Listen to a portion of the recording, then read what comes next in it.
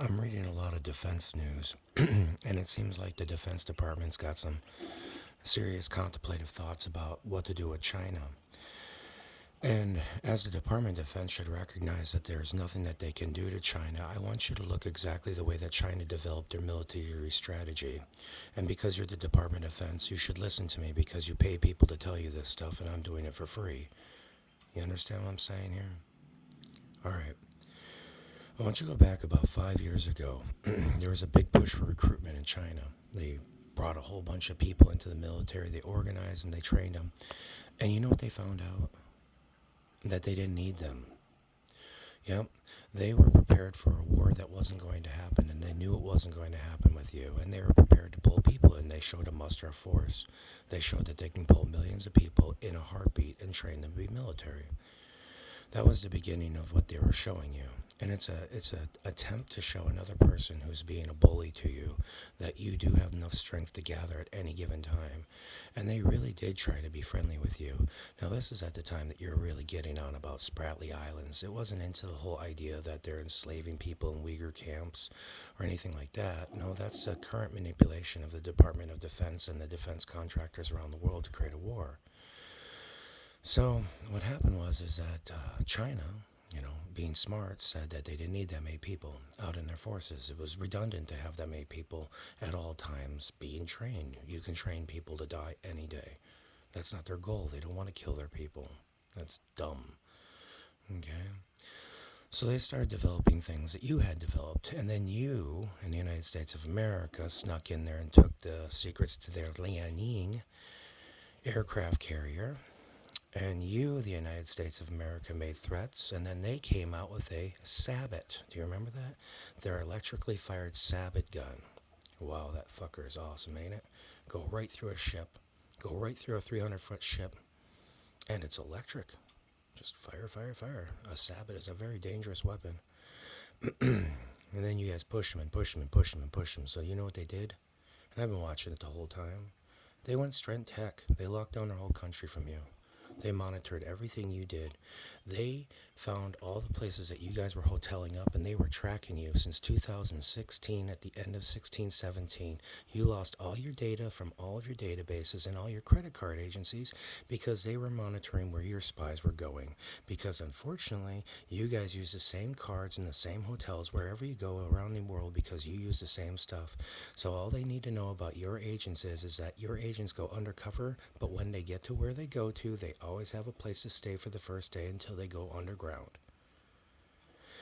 So the evolution of this warfare against China has been the evolution of the United States, provoking and constantly upgrading it. There's not a single country that could win at this point in time. The Brits would not want to fight. They love their people. The UK doesn't want to fight. EU doesn't want to fight. You put them in a corner. Do you know? There's a story about the badger and the boy. You should read it. You know, you guys have been playing the story about the boy that cries wolf. And you've been sitting here in the United States crying wolf, wolf, wolf, wolf, wolf. Well, in the United States, you were stealing all the data from all of your allies and listening into their phone calls. And you created a dummy system for telephone calls. And you guys have been running hot servers into the places that you're going and creating your own data. And I'm pretty sure that you have a way to change people's fucking stuff on their airplanes, to change the tracking on them too. And I think that you're riding so high in people's airspaces that you're actually breaking the law and taking all the information underneath them. Honestly, I think China has a right to defend itself. And I think that the Open Skies Treaty should be closed. The United States should have no right to have Open Skies Treaty over anyone, not as much as they want to steal everybody's everything. When you put China in a corner like that and you abuse their people and you try to overthrow Hong Kong and create deleterious things against them, lock up their people, force them into a trade war, threaten them with weapons, what did you want the leader over there to do? The world should applaud him for being the most kind, patient man in the world and not blowing you up. He has 1.4 million people, even if you had war with him. If the United States of America had a war with him, he has so many people that he could make a land bridge of dead bodies to Alaska and walk through our country with bamboo sticks and beat you to death. That's 1.4 billion people. If none of your movies show you beating the frickin' zombies and they move slow as hell and every single American's running, there is no way you will beat China. All this stuff is fake, and you know it.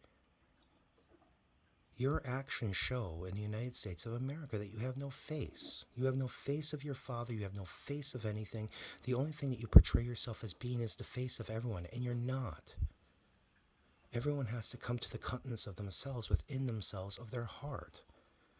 I applaud what they've done over there coming together. I applaud that Vietnam stayed ahead of the coronavirus. I applaud that India survived. I'm not the type of person that takes this lightly, and I'm not going to go to war.